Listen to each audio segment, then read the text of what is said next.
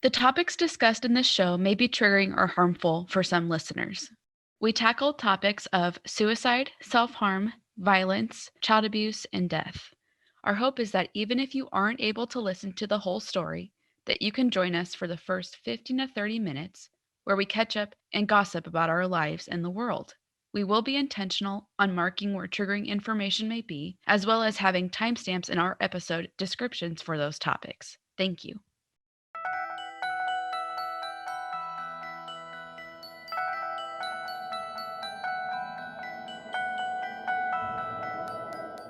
Welcome to the Best Friend's Guide to Money and Murder. I'm Claire. That's Caroline. Hi. It has yet again been another week. It has been a week. Cheers. I'm drinking a soda pop. You're drinking Coffee. I made the chaotic choice of getting a cup of coffee when we're recording at 5:30 in the evening. On a Sunday night. On a Sunday night because I was sleepy and I wanted to make sure I had the energy to give the goofs and the gaffs and give it my all. She's making the true sacrifices for us, everybody. It's the sword I fall on. I am going to cover a really interesting thing, but I don't want to get into it yet. How else was your week? It was really good. We celebrated my sister's graduation, That was really fun. Good. Yeah, we got pasta.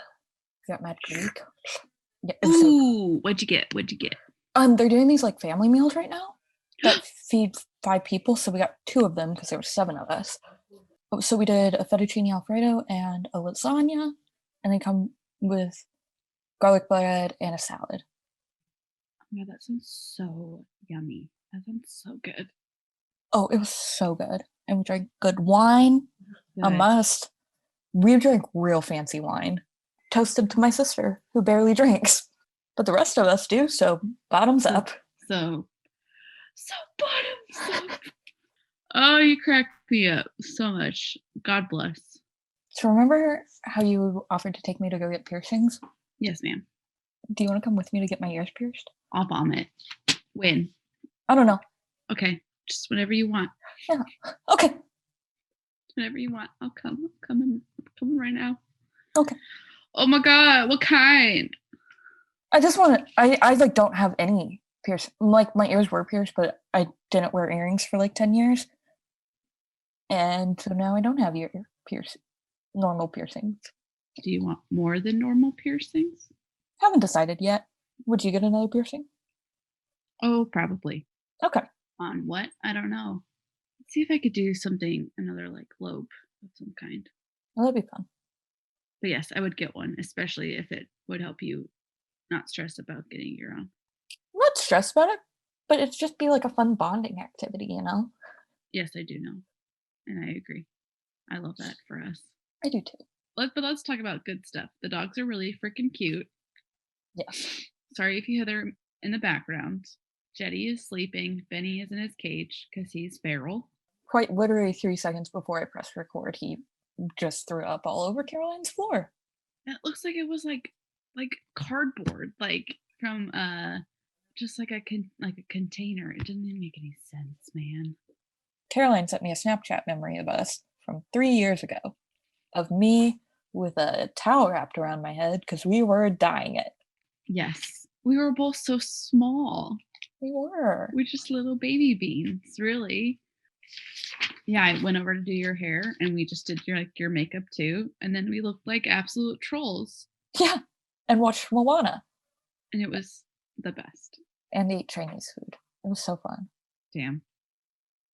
Our usual. That's our usual. Yeah. It really is. I saw that and I was like, this is the serotonin I was missing today. Thank you very much. I woke up to receiving a picture of myself as May. And so that was, one gave serotonin, one sent me straight to hell. I'm such an awful friend. You've just been so kind to me. And I've just been like, here's you. Anyway, what we're going to talk about today, Claire. Tell me a story. Okay, it's not a good one. My guy, I'm going to tell you the story of Charles Manson. That's so cool. Oh, I'm so excited. Listen, it's going to be chaotic, but he was fucking chaotic. I'm going to tell you guys the story of Charles Manson and the Manson family.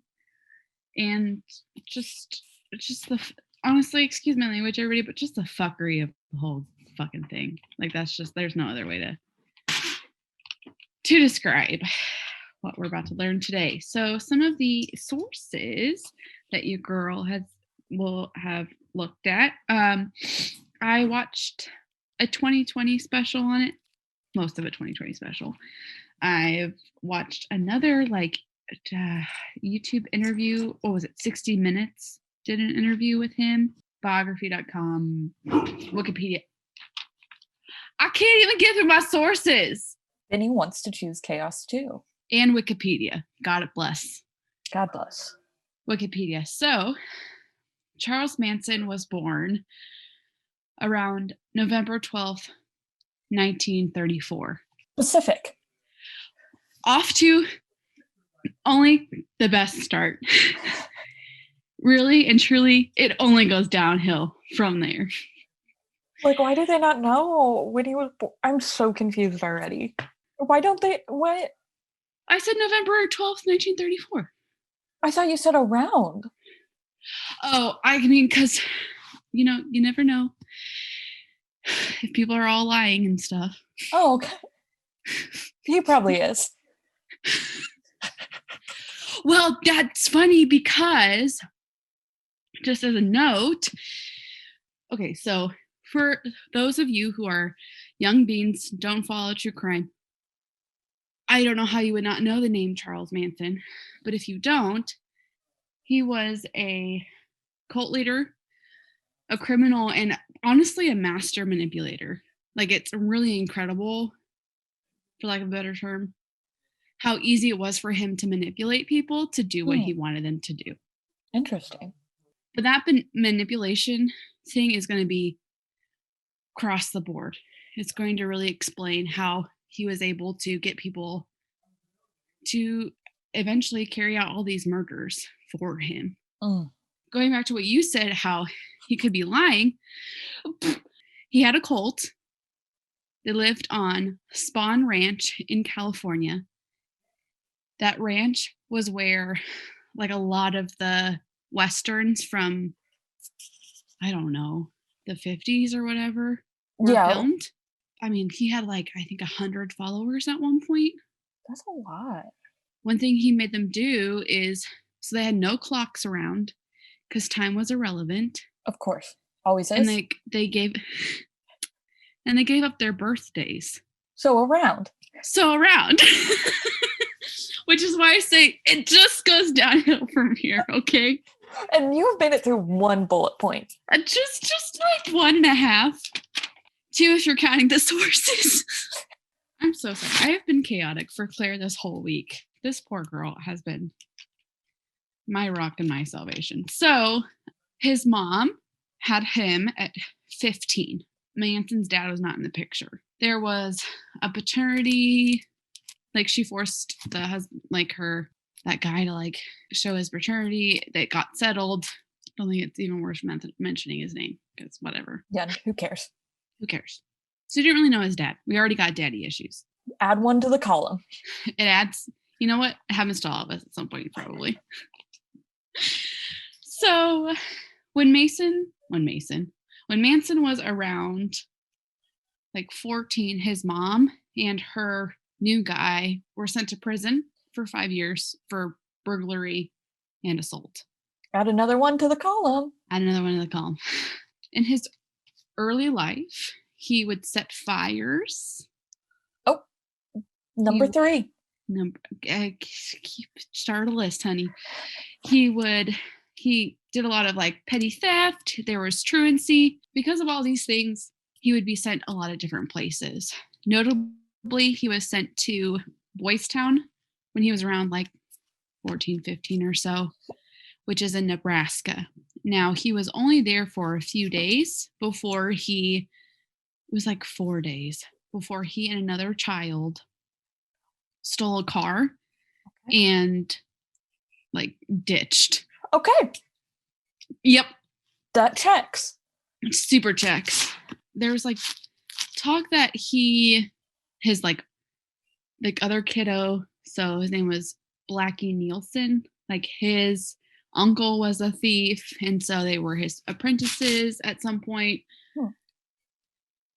And like a couple weeks after they had escaped, he was arrested for a nighttime raid at a store. When they had escaped, the Blackie Nielsen had a gun, and so they stole the car that way. There was just allegations that Manson was assaulted by other students with the encouragement of a staff member, and he was beaten. Oh, Jesus. And he would run away from that school, or like school in general, like 18 times or so. Oh. He eventually went to Washington, D.C.'s National Training School for Boys. Due to that federal crime, of driving that stolen car, he was given some tests which determined that he was illiterate, but he did have an IQ of around 109. Is that good? Or is that bad? So if you are deemed to have a low IQ, so an intellectual or developmental disability, your IQ, at least for, let's say for like a kid, like 16, would have to be 69 or lower. Oh. So yes, that's pretty good. Yeah. Let's do the average IQ. Have you ever taken an IQ test? No. Okay. Not for a long time. I'm afraid that it's going to tell me I'm stupid. Not stupid, but the average IQ is 100. That's only 9 points above average. What the fuck, Charles? And there's like different. So there's a couple different scales within a test. I've been in on a couple IQ tests. Never take one myself. I want to take one just. Oh my god, let's do it. Does it right now. Just kidding. We'll be right back, guys. Just a whole podcast episode of us filling out an IQ test. Riveting. People will know how smart we are. That's not happening. Okay, back to this crazy person. So basically the social worker was like, yeah, he just has really aggressively antisocial behaviors. Okay. Doesn't really take a rocket scientist to say that, but glad a social worker said something because she is right. Yes. In January of 1955, he marries a woman named Rosalie Jean Willis. She's a hospital waitress. Just like 3 or so weeks after they're married, she's pregnant. Oh. And they were gonna go to Ohio. So he takes his pregnant wife across state lines in a stolen car. Bad choice. Sorry, 3 months. Yeah. And he's charged again with federal crime for taking a stolen car across state lines. Guess what, everybody? You can't do that. No. Be smarter, right? Yes. So that happens in Ohio. They charge him. They have a psych eval done, and because of that evaluation, I guess, he is given 5 years probation. He fails to appear in Los Angeles on an identical charge. Can't do that, sir. And then is arrested. Okay. And is sentenced to 3 years imprisonment. During that time, Rosalie gives birth to Charles Manson Jr.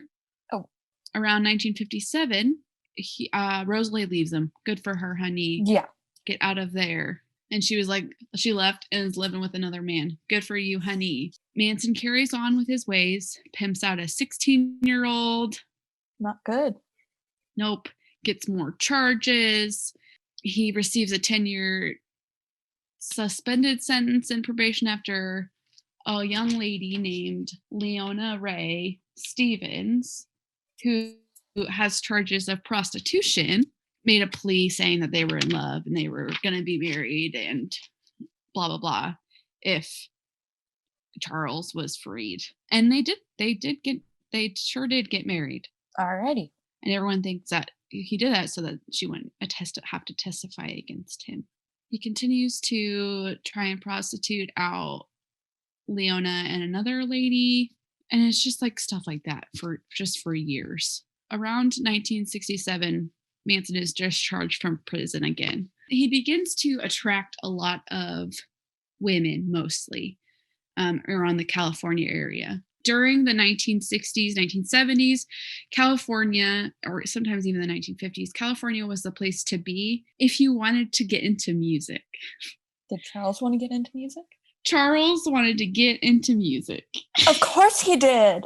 Most importantly to note, because this will come back a little bit later, is that he really wanted to be like the Beatles. Okay, that was my next question. What genre were we working with? Oh, the Beatles were everything that Manson wanted to have and wanted to be. That checks. Think of the good old Beatles. They're young, they're cute, make good music, and all the girls are after them. When I was watching the 2020, addresses were well known of celebrities back then. It's crazy. And so you could just like go to their house. They would like people, like there would be 3 people or so sometimes just sitting outside the door waiting to be let in so that they could get a music contract, like things like that. He was really heavily influenced by the Beatles, wanting to get his music out there. He really thought he was good. Yeah. Someone mentioned that and this was in the 2020, he was not necessarily a songwriter, but a song spewer. He is like, I hate to use the word, my brain stopped working, but he's collecting young women from around California. This would be later known as the Manson family. And the core people that includes, and the people who are really in it later are Charles Watson, who goes by Tex. He was a former musician and actor. Robert Busell. He was also a former musician and a pornographic actor. All right. Mary Brunner, a librarian. Susan Atkins, Linda Kazabian, Patricia Krenwinkel, and Leslie Van Houten. So Susan, Linda, Patricia, and Leslie, along with Charles, Tex, are the ones involved in what would later be called the Manson family murders. What Manson did and how he manipulated people was very interesting. So we go back to a lot of his followers were women. He would take these women, find out what made them vulnerable, say that they felt like they were ugly, right? He uses this instance with one of the women. I can't remember which one. I want to say it was either Susan or Linda, maybe. He says to one of them at least, "You're ugly, I'm ugly, but if we're together, then we'll be the ones calling each other beautiful." And they had sex. All right. Because he found her most vulnerable. And then like that was it. Like that was what got her in his cult. All right. Because they had sex and he was just saying how beautiful she was and she's never felt beautiful in her life. So, and he did that with, all the other women. He would pick them at their most vulnerable and pick out what he could and then made them feel important because he put them in his reality, in his world. Mm-hmm. He knew how to do it. He also was able to do that with the drummer of the Beach Boys, Dennis Wilson. I did not know that. Huh? So going back to the, the good old, I know where you live because I can look it up. Yeah. Dennis Wilson loved women. Good for him, honestly. Yeah. Love that for him. So he picks up two of Manson's women were walking, hanging out. Dennis picks him up, takes him to his house. He leaves to go record shit. Okay. Well, while the guy's gone, Manson just moves his ass in with some of the other people. Okay. And they like hang out for a while. Oh my gosh, how is he able to do that? Because, and one of the people said this in the 2020, Dennis wasn't the greatest drum player, but he sure was sexy. All right. Okay. Good for him, honey. And so he was self-conscious about his drum playing, knew he wasn't like the best in the group. And Mason took that and formed it into, "Oh, you're so good at music. I love the way you play so much." All of those things. So for a while, Wilson really enjoyed having them in his home. So during that time, like, and you know what? And Wilson thought he was a pretty good songwriter person. He thought his was pretty good. Manson had wrote a song. Dennis loved it so much that the Beach Boys actually recorded their own version of the song. How did I not know any of this? I don't know. I'm trying to remember what the song was called. It was like not Will to Live, but it was something Cease to Live, something like that. It was amazing. I don't know if it was ever on like an album or something, but they for sure sang it. They be singing on it. They put their own little twisty twist to it, as the Beach Boys have that like iconic sound. So he thought he was good. He thought he was like one of the greatest singers. Well, one of the more notorious, I guess not notorious, but one of like the most prestigious like music producers at that time, I can't remember his name, basically turned him down. Oh. And that was not good. No. Not good. That kind of sent him on a spiral. Yeah. There was some trauma there that he was not ready to cope. He did not cope very well to that. You get a guy who thinks he's the bee's knees when it comes to music. You put yourself in the 1960s, early 1970s, around that time where people are doing lots of drugs, and you get with a guy who has just some type of undiagnosed mental illness and extreme amount of trauma, and you're going to have a bad fucking time. That makes Manson mad. He takes his women. They end up going to the Spawn Ranch. All right. They work on gathering more followers. Going back to the clocks, there are no clocks there. You're supposed to like not live in time. You're supposed to just sit with nature and be one with everyone and things like that. Now, to get people in to the cult, Manson would give his women to men. Like they had to do whatever he said. He compares the women to fingers on his hand. Ew. Why? I'm so sorry. I'm so sorry. He could have picked any other analogy. So sorry. He said, will you be me? Before that, he would say, will you be a finger on my hand? Foul. So, it gets worse, honey. It gets worse.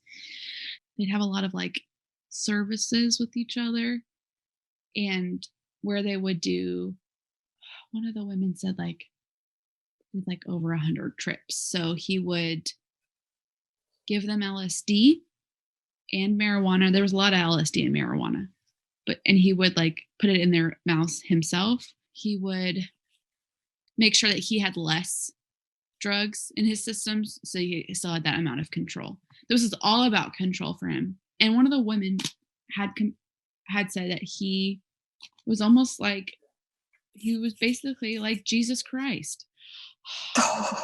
He would, while they were tripping, while they were on drugs, party on, he would reenact the crucifixion. Stop it. It was very vivid, according to this, to one of the women. What the fuck? He thought he was Jesus Christ. He literally thought he was Jesus Christ, or at least like Jesus Christ. He had later like carved an X into his forehead, which then turned into a swastika. I've seen those pictures. Fuck. Well, yeah, he had it there until the day that he died. Spoiler alert. What that reminds me of, and I want to find, because I feel like this is linked, but in the Bible, in Genesis, there's a story about Cain and Abel. They're brothers who are Adam and Eve's sons. Okay.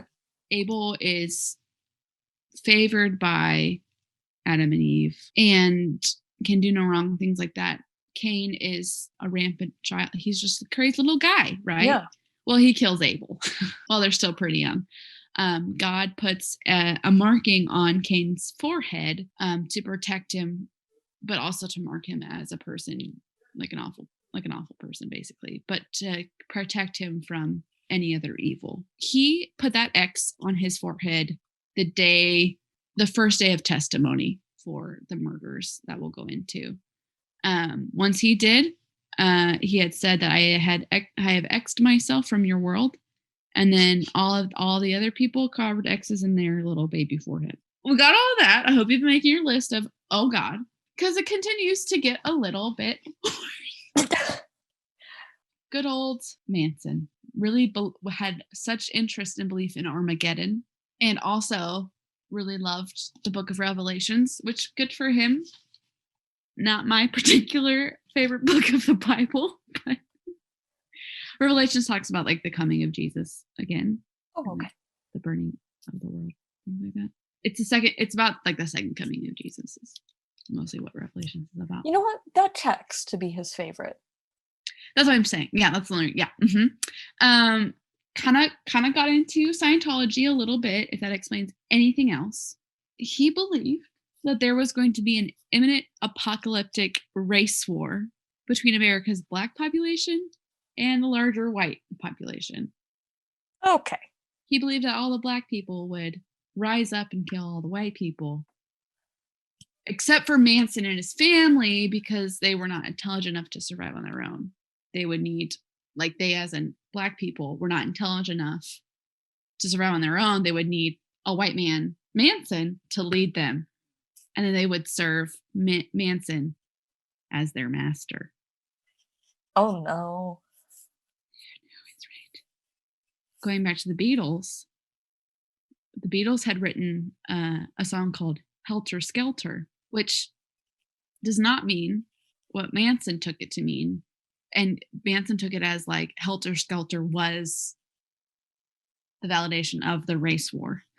So that doesn't make sense to people with brains. No. Like you and me, because it doesn't make sense at all. But he literally uses this term, Helter Skelter, as like the name of the race war. So he encourages his followers to start Helter Skelter by committing murders in Los Angeles and making them appear to be racially motivated. So my head hurts. Mine too. So Mason is mad. He's thrown a fit because people don't think he's a good singer. Yeah. He has unresolved trauma from his parents and being in reform schools and being in jail, all of those things. He probably has some undiagnosed mental illness. People with mental illness don't do these things. But that would make sense over here, everybody. Don't worry. Yeah. And he just is like pissed at all the celebrities because he feels like they just lied to him. They did. How dare they? Especially an actress named Sharon Tate, apparently. Now, Sharon Tate was this beautiful, beautiful woman who was gaining some notoriety, and she was young and had this very pure look about her. She's this beautiful blonde woman, and she was getting a lot of fame. She was also 8 months pregnant. And married to Roman Polanski. Yes, and married to Roman Polanski. I knew Claire was going to hop in here with that. Heck yeah. She was in just small television roles before performing in films, and she was in fashion magazines because she was so beautiful. She was in the cult classic film Valley of the Dolls, which earned her a Golden Globe Award nomination. Sharon Tate, the beautiful, beautiful lady, was born January 24th, 1943, and she died at the age of 26. That's so young. On August 9th, 1969. So what happened? On that night, Manson told Susan, Linda, and Patricia, I need you to follow all these instructions, and I need you to go with Tex and carry out all of this stuff. Hmm. So Tex Watson, they were instructed to go to Roman Polanski's house and totally destroy everyone in it, as gruesome as you can. He told the women to do as Tex instructed. And the arguments at the house, like Sharon, she was just hanging out, vibing with being 8.5 months pregnant. She had some friends there, including Jay Sebring, a screenwriter, I can't say his name, and his girlfriend, Abigail Folger, the actual Harris to Folger's coffee. And so they were all there hanging out, having a good time, gabbing.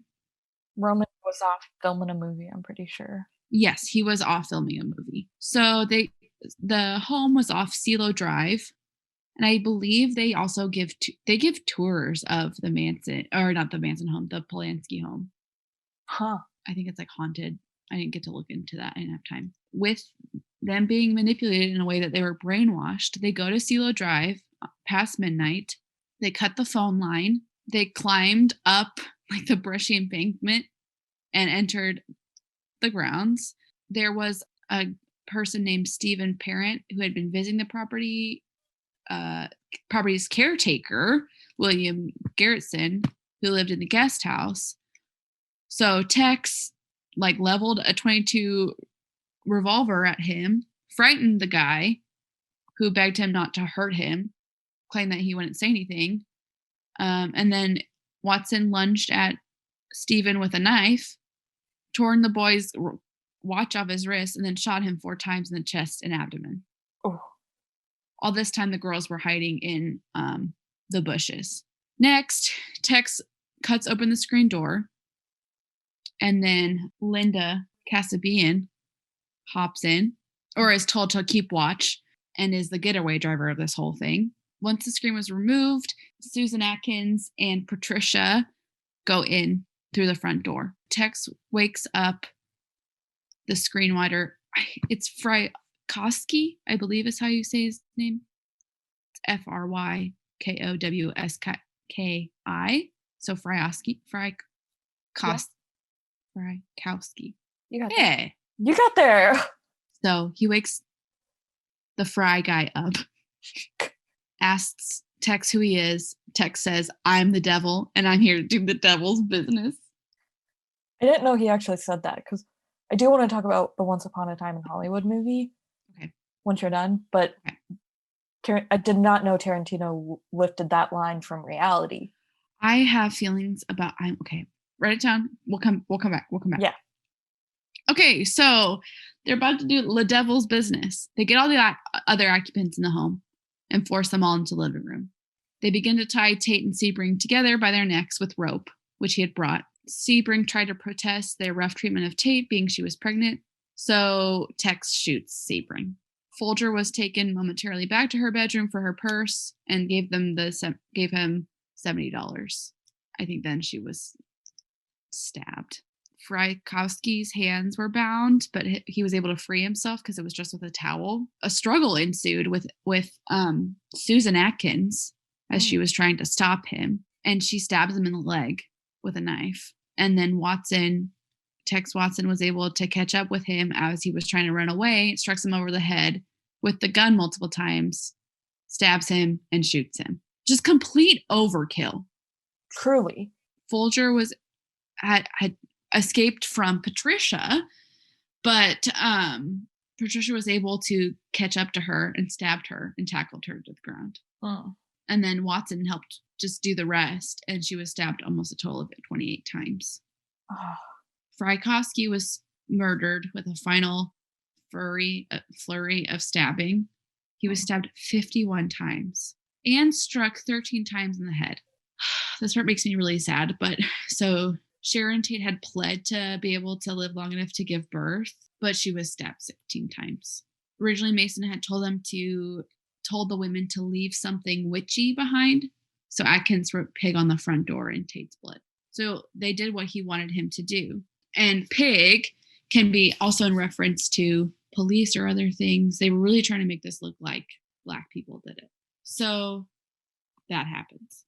The next night are the Bianca Murders. So Mason takes the 4 murderers from the last one. So Tex Watson, Susan Atkins, Linda Kasabian, and Patricia Krenwinkel, and they go along with Leslie Van Houten and Steve Krogan to the LaBianca's residence. So Mason had been upset with how they had handled the last one, so he wanted to show the group how it was actually done. So this was the home of Lino and Rosemary LaBianca, was a supermarket executive and a co-owner of her dress shop. They were also located in Los Angeles, next door to where Manson and the family members had apparently gone to a party the year before. When they got there, Manson goes up the driveway, disappears, returns, saying that he had tied up all the occupants. So after that, Watson, Krenwinkel, and Van Houten go into the house. Watson's added during the trial that he went along with it along with the women's account because it made him look that much less responsible. So according to everybody, Manson roused the sleeping La Bianca from the couch at gunpoint and had him bounded with a leather thong. Rosemary was then brought in, and they covered the couple's heads with pillowcases and bound them in place with lamp cords. He sent the women, so all the women mentioned, into the kitchen. From the kitchen to the bedroom, they began stabbing Lena LaBianca with a bayonet. Rosemary was trying to keep the women at bay by swinging the lamp that was tied around her neck. And Tex had heard like commotion, and he stabbed her several times and then went back and resumed attacking Leno. Leno had the word war carved into his abdomen. Oh. And then after Watson did that, he went back and found that Krenwinkel was stabbing Rosemary. During trial, Krenwinkel explained that Rosemary was dead before she even stabbed her. Oh. Which makes me feel like she was like, I was watching a documentary and it was like they almost like their mind went numb. I think a lot of these women said that like their mind stopped working and they were just, and the next minute like these people were dead. They also like Krenwinkel also wrote "Rise" and "Death to Pigs" on the walls and "Helter Skelter" on the refrigerator door. And this is what people think of when they think of these murders, is that stuff written in blood. While this was happening, Manson had drove the other 3 family members who had departed Spawn Ranch with him. He left them at like a Venice home of an actor, and drove back to Spawn Ranch, leaving them and the people who killed La Bianca family to hitchhike home. Oh. Manson wanted the followers to murder the actors whose house they went to. Casabian thwarted this murder by knocking the wrong apartment door and waking a stranger. So that's like really fucking sucks. Yeah. And it's just fucking crazy. Like they, on January 25th, 1971, Manson is charged with first-degree murder for the Tate and La Bianca murders, which, like, whatever, right? The trial started around June 15th, 1970. The trial included, it was for both rounds of murders against Manson, Watson, Atkins, and Krenwinkel for 7 counts of murder and 1 count of conspiracy. Leslie Van Houten was charged with 2 counts of murder and 1 count of conspiracy. Casabian, in exchange for immunity, testified for the prosecution and explained the events that happened. Atkins had originally agreed to testify, but then retracted. Also, in the beginning of the trial, Manson was permitted by the court to act as his own attorney. However, he is crazy, so that didn't work out, and he had to withdraw to represent himself. And because of that, that's when he carved the X into his forehead, because he didn't want to withdraw. He objectified it. And it became clear through all of this. So like Linda was called to the stand and was sworn as a witness. She was on the stand for a total of 18 days. Wow. 7 of which were cross-examination. Wow. During that time, a newspaper came out saying Manson guilty, Nixon declares. And the defense then tried to use that as a way for a mistrial. The jury then had to swear that this would not determine their decision at all, because that would then, because as you know, when you become a jury member, as it is our civic duty, when you get called, you're asked by the judge if you have any bias or anything like that would make you not be able to make an unbiased decision. So they're like, nah, brah, we got it. Got it. Like Nixon's on the way out anyway. But it became clear that Mason hadn't. Mason, I keep calling Mason because I accidentally wrote his name wrong. But honestly, I don't care because he's literally a piece of trash. Yeah. It became very clear about his influence on the just everybody's witnesses, on everybody, really. When he was in his forehead, so did his girls. He had somehow conveyed to the girls to shave their heads, so their heads were shaved. A prosecution witness, Barbara Hoyt, was lured by a Manson family member to Hawaii and was given lethal doses of LSD. Oh, Another witness was threatened by another family member. Was Paul Watkins, and he was severely burned in a suspicious fire in his van. Furthermore, Leslie Van Houten's attorney failed to appear in court when he refused to allow his client to testify. That he refused to push a client out the window. His body was discovered after the trial ended, and his death was rumored to be ordered by a Manson family. that's crazy. Mm-hmm. During the testimonies and statements, Manson would make just crazy, like he would spout things out. He would just act insane. He would tell the judge, like, someone should cut your head off. And then, like, the Manson family women would start chanting in Latin. Oh, just like shit like that. It was insane. It became the trials we wish we could watch today.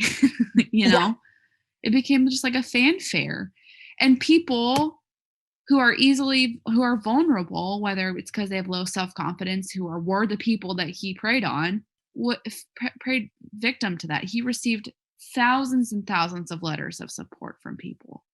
Wow. Or thousands and thousands of letters from just like fans or from children, boys that had the same life that he did. And the jury took a week to deliberate. Then they were like, ha ha ha, we're guilty of all charges and conspiracy for murder and conspiracy for everybody. They were given the death penalty. But because of a California Supreme Court ruling in 1972, all those were commuted to life in prison sentences, which is interesting. I was watching an interview. First of all, I want to, just as a tangent, can we talk about how Diane Sawyer interviewed Charles Manson? That's wild. I think she is such like the bee's knees. Can you imagine? I like want to be, that would be so cool to do. Like fucking terrifying. Yeah. But so cool. He's not cool. He's a piece of fucking shit, but it would be cool to interview him. Yeah. So I watched an interview with 60 Minutes, and the guy interviewing him was not having it. This guy was not giving him anything. So this is one of the first prison interviews that he had. I guess in California, the death penalty meant gas chamber. Oh. Which I did not know. Yeah. Because the first of all, when he gets into this interview, Manson's like, I'm not sitting down. I'm not sitting lower than I'm not gonna have anybody above me. So he's just like walking around. Okay. Just like, or like sitting on like the top. I don't know. He just is being weird the whole fucking time, and he can't sit still. Nor does he really look the interviewer in the eye. It's an interesting thing. So the interviewer asked, are you like happy that he doesn't sound this way? Are you happy that there's like no more gas chamber things and it's just like life sentence? And Manson was like, I knew I wasn't going to the gas chamber because I hadn't done anything wrong. Oh. Interviewer then asked, are you scared of dying? And Manson, with the strongest emo kid phrase I've ever heard in my life, said, I feel like I'm more scared to live because dying is easy. All right, buddy. And like an interviewer had asked him, like, how do you feel about being in prison or what have you? And Manson's like, I've always been in prison. I've been in prison since the day I was born. And the interviewer's like, okay, well, like, shit. All right. He's like, okay, well then, like, how do you feel about like the world that you live in? He's like, I love the world that I live in. And the interviewer's like, okay, so like even like the murders that you did and all this stuff. And he's like, I didn't make anyone do anything that they didn't want to do. He was like, I don't know pain. I have no depth of pain, no depth of suffering. Pain is not bad. It's good. It teaches you things. He just trying to like get on a coffee mug or something? Yeah, I think so. Manson had at some point said that he didn't want to, when he was released from prison early on, he said that he didn't want to leave because he didn't want to, he wasn't trusted, and like had at some point said he didn't want to live in the world with the maniacs of the world. And so the interviewer was like, okay, so like, how do you feel like you're different than the maniacs of the world?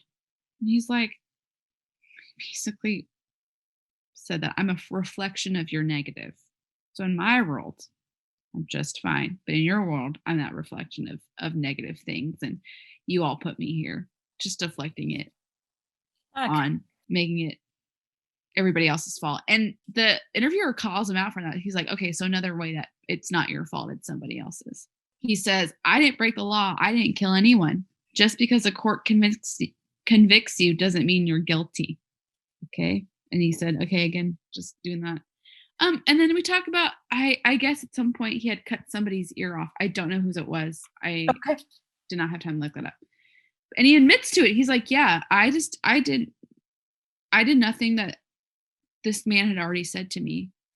He had been trying to tell me what to do. And when it's time for him to listen to me, he doesn't listen. No.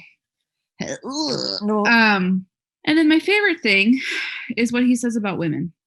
Okay. This is going to make you gross out. Prepare your arms, darling. Hit me. So the interviewer was basically like, how do you feel about women, honey? He's like, women? Oh, he's like, do you miss women? And I should go back and say something I forgot to mention, or at least explicitly say, this was a doomsday sex cult. So it was, and they mentioned this a lot in like a 2020 interview, things like that. It was like a sex group thing. They all had sex with each other in groups, and it was just another means of control. Really, those people were heavily drugged by him. Yeah. And when you're drugged like that, your brain can be molded into whatever they want. So he's like, well, of course I miss women. He said, I wrote this down. He said, as long as they're soft and spicy and keep their mouth shut, because that's what they're supposed to do. I mean, I'm soft and spicy, but won't keep my mouth refuse shut. to ever be called that ever in my life. I will vomit. Changing your name in my phone. So I'm gonna. God, I can't handle it. Okay, so it's fine. No, you should do that. It's actually really funny. And it's just really sad because these were impressionable women who, for what, like, they just trusted him, thought he was Jesus, and eventually like fucking killed people. And they're in part of these interviews, like they do interview some of the women, and it's interesting. Where are they now? Yeah. Susan Atkins died in 2009. She was in prison until then, but she died from brain cancer. She had been California's longest serving female inmate at the time of her death. Whoa. She was denied parole 14 times. Good. And her request for compassionate release had also been denied. Patricia Krenwinkel had also been denied parole 14 times. Damn, they up for parole a lot. Yeah. Yikes. Okay, yeah. So Patricia, she was imprisoned in 1971. Okay, she was born in 1947. How old does that make her? Like 30? Yeah. I think she's still alive. Well. Manson. I'll save him for last. Leslie Van Houten was 21 years old. Oh, that's so young. When she was convicted of this stuff. And she was the youngest woman ever in California's history to be put on death row. Wow. As well as the youngest family member of the Manson family. She's been denied parole 22 times. In the last 3, the most recent in 2019, she was approved for parole by the board, but in each case that decision was overturned by the governor. Watson also remains incarcerated. He's apparently a born-again Christian. Good for him, honey. Yeah. But still fucking sucks. So Charles Manson died in 2017. He died from cardiac arrest resulting from respiratory failure and colon cancer. He had just lived past his 83rd birthday and had spent all but 13 years of his life in some sort of supervised setting. Wow. After 1997, after he'd been like not able to have parole for like 12 times in a row, he just was like, okay, I'm not fucking coming to these bitches anymore. Yeah. Good. God picks favorites and you aren't one of them. And so it just, I mean, this just really shows how manipulation and drugs can really affect someone's just drive on people and the awful things that people can do with power.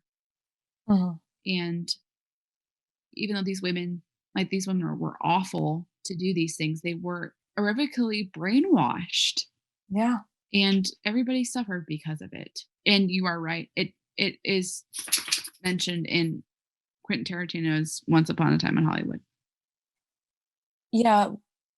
I have a lot of thoughts about him and that movie, but what I do like is the people that broke into Sharon Tate's house that night don't break in there, break into her neighbor's house, and they kill them all there. The neighbors do.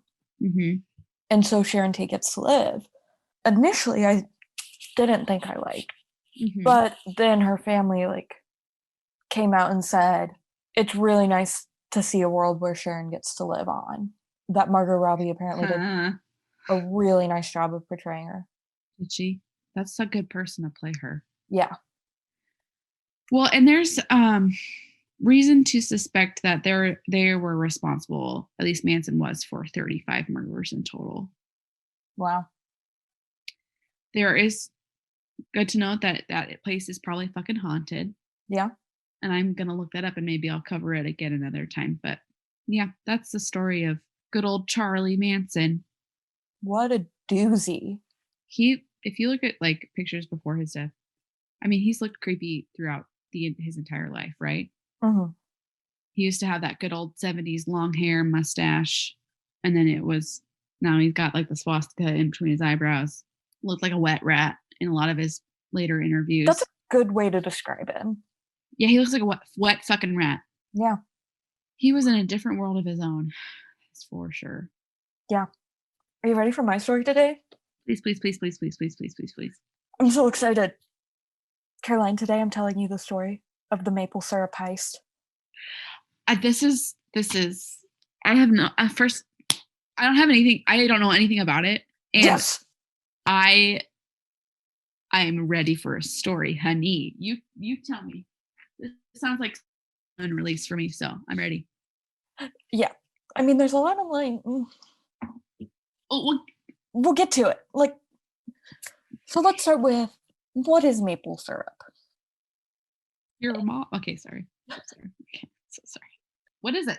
Maple water exists in a maple tree with about 2 to 4% sugar. Maple water? Water. So you tap the tree, drain the water, and that's boiled to create 66% sugar. Oh. And if it reaches higher than that percentage, it's no longer considered maple syrup. Okay. Below 66 degree mark, it's not stable. And once it gets to the 69% sugar mark, it turns into the taffy. Oh. So, I mean, you're basically turning the water into candy. I have a question. Yes. How the fuck did you know about this before how did you hear about this? This heist? Mm-hmm. There's a really great documentary series on Netflix called Dirty Money, and that's the first time I've heard about it. Oh. Yes. Do you want me to watch that show, or do you not want me to, so that you can talk about all the things they talk about? I mean, you can watch it. Okay. But I'm probably going to cover all of them. Okay, then I won't. Yeah, there's some really good episodes. Okay. So Canada creates 71% of the world's maple syrup. Good for them. I know. And it's a major part of Canadian culture. Mm-hmm. It has been compared to how baseball is such an integral part of American culture. Mm-hmm. That's like it for Canadians with them syrups. Yeah, the Canadian maple syrup export business is valued to be around $320 million US. Oh, nice. They primarily export to the US, Japan, and Germany. Mm-hmm. It takes 40 gallons of the maple sap or the water to produce 1 gallon of maple syrup. Oh, maple syrup, Jesus Christ. And a single tree can produce 15 gallons of sap. Damn, those are some big trees. Big fuckers.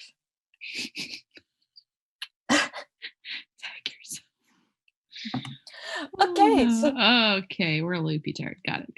Got it. The region of Canada that produces the most maple syrup is Quebec, Ontario. Mm-hmm. New Brunswick, and Nova Scotia, with the majority of the production being out of Quebec. About 90% of it is in Quebec. And that's where our story takes place today, is Quebec. Dude, buckle in. Buckle up. Got it. Already buckled. Tighten it up. So in Quebec, they have the Federation of Maple Syrup Producers. I'm sorry, I don't know. I don't know why it's funny. Okay, sorry, keep going. Okay, good. It's so funny. It's cute. Well, the Federation is a government-sanctioned private company that regulates maple syrup production in Quebec and has been compared to the cartel or the mafia. I take it back. Taking it back. I never said it. One of the men that was eventually caught for the crime was quoted saying that the Federation is like the prostitution industry and the producers work very hard and the Federation makes a nice salary just like a pimp. Damn. Read the room. Yikes, my guy. Okay, good to know. These notes are a little all over the place. You mean like this whole episode? Yes. Okay. Good. The Federation is responsible for marketing the maple syrup, and they exclusively organize the sale of maple products inside and outside of the province. Okay, fine. And they take approximately 11 US cents per pound that's produced. 1 gallon of syrup contains 11 pounds. So if I did my math correct, and that's a big if. I said relatable as usual, little honey. The Federation would make $1.21 per gallon. So the Federation started in 1958 when maple syrup producers wanted to unionize, basically. And then by 1969, they had spread to the entirety of Quebec. The main goal was to regulate the marketing of maple syrup. Like I said earlier, it's been compared to a government-sanctioned cartel. They were responsible for regulating the price of maple syrup, and they control bulk sales and assign quotas to producers. So the quotas are a big part of what people don't like about them. Okay. The Federation is also quality control. It's a big deal that they control the bulk sale of syrups because that's where the money is. The Federation doesn't regulate direct consumer sales, though. There are about 13,500 producers in the Federation and about 100 vocal producers that object to the Federation. It's interesting. Yeah, so a big point of contention is the producers that live near the Vermont line, because the province of Quebec backs up to Vermont, and Vermont is the biggest U.S. producer of maple syrup. Okay. Oh, cute. Okay. Yeah. Since they're right on the border, Vermont gets to sell their syrup unregulated when just across the street, basically, they're being regulated. Damn. And the new maple syrup was a big fucking deal. You're going to shit yourself when I tell you about the numbers of stuff that got stolen. Well, I sure hope not. That would make sense for the week I've had, but hopefully I don't. Okay, go ahead. So producers are paid proportionally to the annual production sold. If the full production is not sold for that year, the producers are not paid in full until that inventory is sold later. So the producers are only paid when their syrup is sold. It's kind of fucked up. Yeah. Very fucked up. Not kind of, it's actually very fucked up. So that was like part of the quota I was talking about, is they have a quota to make sure that they can meet the regulations. But once you get into what they produce that's over quota, that just sits there. Okay. Which we'll talk about that in a second. Okay. The Federation has been known to post guards outside of sugar shacks that are known to sell their syrup on the black market. They check sugar logs. They sniff out black market sales and look at bank accounts, production logs, and see syrup. Bank accounts? Yeah, so if a producer's bank account doesn't match up with the income from the Federation, they're suspected of black market selling. For every illegal pound of syrup sold, the Federation would charge the dealer a fine. Syrup producers that oppose the Federation are known to have raked up hundreds of thousands of dollars of fines. Jesus. The Federation would hire PIs to investigate people that weren't following their rules. There was a maple syrup lawyer. I'm not surprised. That makes sense. I'm not surprised by that. But that's his title. He's interviewed in the Netflix documentary. It's really cute. And they just put maple syrup lawyer at the bottom. You gotta do what you gotta do. He talks about how like people are like, what? And then you like learn about how much money there is and like, yeah, checks. It checks. So he petitioned the courts to make these fines unconstitutional, and he won his case on appeal. So for a minute, these fines were considered illegal. Oh, good. But those were, that was kind of overturned pretty quick. The government made a separate rule that reinstated those fines. So the other main thing the Federation does is the Global Strategic Maple Syrup Reserve. So that excess quota goes into the reserve to regulate the pricing, and I mean, it's all about controlling supply and demand of syrup to regulate the price. Right. So the price of a barrel in the reserve is worth, a single barrel is worth about $1,200 or $2.88 per pound. Okay. And that is 18 to 25 times the value of US crude oil. Might as well make cars be fueled by maple syrup at this point, guys. Yeah. Oil's $50 a barrel. This quote just makes me laugh. It was by Variety writer Andy Cohen, who went to the reserve. Mm-hmm. Quote, "It's very sanitary, very orderly, and very Canadian." Did we write that? I think we might have. Oh my God. So in the reserve, they have 40 million pounds of maple syrup at undisclosed locations all around Quebec. That's a lot of fucking maple syrup. Okay. Just like in barrels? In barrels. That's not them. Okay. I didn't put the picture in my notes, but let me pull up this picture to show you. Yes, So that's what it looks like. Hey, that's awesome, dude. That's amazing. The Federation keeps about $54 per barrel. Mm-hmm. On a typical day, a reserve warehouse in rural Quebec would house about 7.5 million gallons of syrup.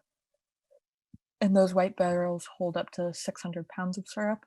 And they're can be stacked up to 20 feet high. At any given point, a warehouse could hold enough inventory to be worth $185 million.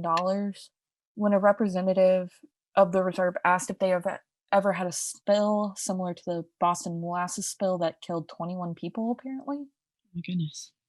The representative simply responded, and I quote, "No, we've never had a spill."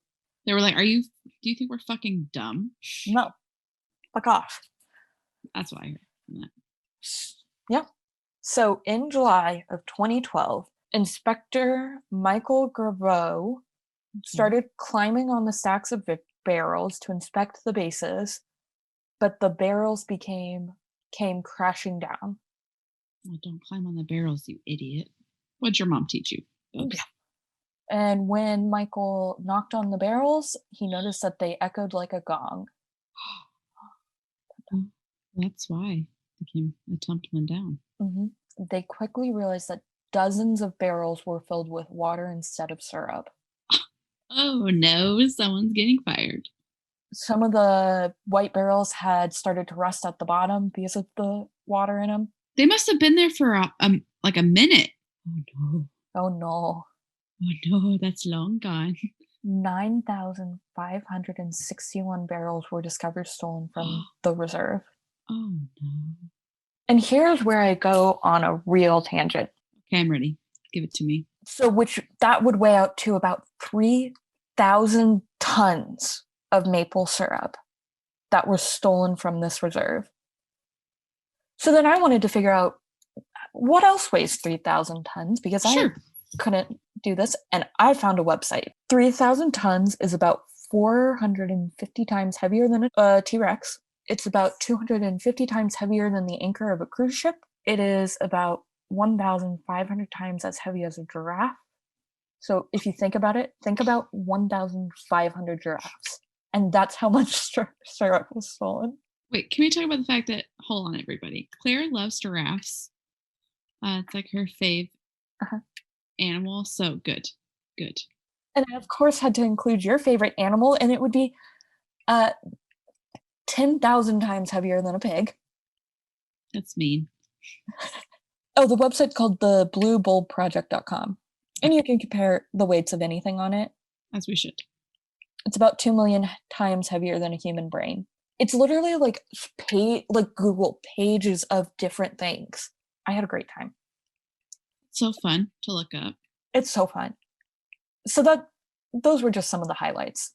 So that 3,000 tons equaled out to be about 12.5% of the reserve, with a street value of over $18 million. And it's one of the greatest agricultural crimes ever committed. I'm not surprised by that. All this money is in Canadian dollars, and so that's okay. 1 Canadian dollar is about 80 US cents. So it's it's about $14 million US. This quote, again, I don't know, it doesn't really fit well in this part, but here it is. I didn't need it, but it made me laugh. I love that. Okay. Everyone figured it was people who done it. Martians don't love syrup, but no one could figure out how. Someone was having a bad day. Yeah. Whoever said that was having a bad day and wanted to laugh. Good for them. It's so sweet. And now we're laughing. Martians. I would go with the Martian theory. I love that. So there was, of course, a lot of questions about how this was done and what they were going to do with it. A Montreal local was quoted saying it's like stealing salt out of the sea. And if you really think about it, there's no serial numbers, no GPSs, and the product's edible. So it is really hard to track this all down. So the theft started in 2011, and they were not caught until 2012. So they were doing this for a year. Solid year. A solid year. 2011 was the year of excess production. So the Federation had to rent out additional warehouses, and that's where it wasn't the regular warehouses, and that's where the crimes were committed. I see. In one specific warehouse. The police promised to spare no expense. They put together a team of 250 investigators, and it was the biggest crime scene they had ever had. They had to start by figuring out which barrels were empty and which ones had syrup in them, and that was the first 2 weeks of the investigation. Oh my gosh. Yeah. The police questioned 230 people and executed 40 search warrants. Wow. Yeah, and they were able to arrest 26 people in connection to the heist. Oh my gosh. It was quickly suspected that it was an inside job, not from the Federation, but from people that shared the warehouse with the Federation. They would have key cards, IDs, and reason to be in the building. According to the prosecutor of the case, the thieves would truck barrels out of the reserve. They would then replace the barrels in the warehouse with counterfeit Federation barrels and fill them with water. The sugar would then go to a sugar shack where they would siphon the syrup, and then they would return the original water-filled barrels to the warehouse. As the operation grew, the mastermind brought on accomplices and began siphoning the syrup directly from the reserve, which is when they stopped replacing it with water, which is kind of where that's what led to them being caught. Because of those empty barrels. So in August of 2011, Avec Caron, the warehouse owner that stored the Federation syrup, approached Richard Valliers, a barrel roller. Richard would buy excess syrup from licensed producers and sell it to unauthorized distributors. So he was the fence. Avec had apparently mafia connections. Nice. Apparently. No mafia's coming for us. I said nice, so that's pretty neat. Together, they formed a team. They would steal the syrup, sell it to New Brunswick distributor Annette St. Pierre. And so New Brunswick is a whole other territory. Good old Canada. Love Canada. They interview St. Pierre in the Netflix documentary, so that's really cool. He would rebrand the syrup as New Brunswick syrup and then sell it to the US or Europe. Since St. Pierre lived in New Brunswick, he was not under the jurisdiction of the Federation. The Federation claims that it is illegal for him to work with the Quebec producers. Okay, Federation. Okay, fine. So these were the main ringleaders of the heist, and they were all arrested. Wow. Yeah, those three. During the theft, They had a man named Sebastian rent and run a special forklift for them. And that forklift would leave marks on the barrels. That's also how they started to identify which barrels were stolen. And he left his names at one of the rental places for this forklift. So that's kind of how they got to him, is they found his name when he left it at the rental place. Sebastian did not know the goods were stolen, but had an understanding of what was going on. But he didn't know, apparently. And so that's how the investigators were able to link Avik and Richard. And Sebastian ended up flipping and testifying against those Avik, Richard, and St. Pierre. On November 12th, 2016, all three of those men were found guilty.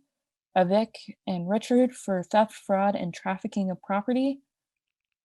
St. Pierre was found guilty on fraud and trafficking charges. During his trial, Richard claimed that he had been forced to buy stolen goods, buy the stolen syrup, and replace it with water after being threatened by an unnamed man carrying a gun. Sorry. I don't know, that's funny to me, but it is. I was threatened. All right, honey, good for you. And that's what the jury said. And as I mentioned earlier, they were able to steal $18 million of product, and it's the largest theft in Canadian history. Mm-hmm. Avik was already serving time for a different fraud case and was sentenced to an additional 6 years and ordered to pay $1.7 million in fines. Richard was sentenced to 8 years in prison and ordered to pay $10 million in fines. And his sentence would be extended by 6 years if he did not pay those fines. But on appeal, his fines were lowered to $1 million. Mm-hmm. St. Pierre was sentenced to 2 years of house arrest and ordered to pay $1.03 million in fines. On September 24th, 2020, Canada's highest court agreed to hear Richard's case and will make the decision if the appeals court made the right call by lowering his fines. I'm going to end on a quote from a woman that was interviewed in the Netflix documentary. Okay. And she is one of the main subjects of the documentary, but she is legally fighting the Federation legally. Okay. She's awesome. We love her. We love her. So I do recommend watching the documentary so you can see her story. Seriously? Yeah, and it goes a lot into kind of the reach and control of the Federation. But anyway, she was quoted saying, "The Federation has managed to turn buyers into criminals. In Quebec, drugs are decriminalized. Which do you think is more dangerous?" And that is the story of the maple syrup heist. That is so interesting. Isn't that wild? It's just like kind of stopped now. Yeah, I mean, I'm going to keep an eye on it and I'll update if they hear when they decide to hear his case. So we never got it back? Never got that good old... No, I mean, it was sold. It was rebranded and sold. St. Pierre rebranded it, sold it. I mean, they might have recovered a little bit of it. But also, it's like, it's been out of the warehouse. Bad things could have happened to it. Yeah. And I mean, it's really interesting. Richard was kind of a known objector to the Federation. Mm-hmm. And so he took matters into his own hand and decided to take what was his, apparently. I guess. Yeah, there's a lot of debate. Everything I read made it seem like Richard was the ringleader, but Netflix documentaries made it more seem like Avik was. So who knows? But it sounds like that's hard to pinpoint. Yeah, I mean they'll both point the finger at each other. That's got to be both of them then. Yeah, I mean they couldn't have done it without each other. Right? Who knew real maple syrup was so expensive? Who knew? I sure didn't. Yeah. That's a fun little one. Yeah. That's a fun little story. Good contrast. Oh God. Yes, I would. Mine was. I swear, like Manson could be told in 2 parts. Honestly. Yeah. If we were really like pushing for it, if we wanted to really go into it, because there's just so much there. Like we could go into all the women and what they were going through, and more about like Sharon Tate's career. I really suggest anybody just also like doing their own research about it because it's really important. She was just such an awful person. Thanks for listening, friends. Yes, thank you so much. You can find us. Our link tree is linktree/BF Guide to MM. Nope, just everybody stay safe out there. Be good. Be good. Wear a mask. Wear a damn mask. Okay, bye.